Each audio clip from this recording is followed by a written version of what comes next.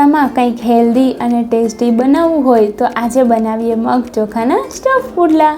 સૌથી પહેલાં મગ, ચોખા, સિંગદાણા અને મેથીના દાણામાં આ રીતે પાણી ઉમેરી 2 કલાક સુધી પલાળીને રાખી દેવું।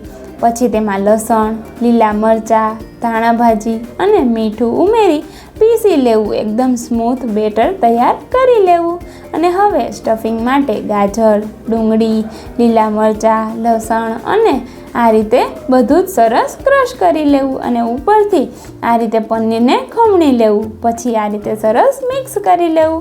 હવે ગરમ તવા પર તેલ લગાવી બેટર ઢોસાની જેમ સરસ પાથરી લેવું અને ઉપરથી આ રીતે સ્ટફિંગ પાથરવું અને બંને બાજુ ગોલ્ડન અને ક્રિસ્પી થાય ત્યાં સુધી સરસ શેકી લેવું।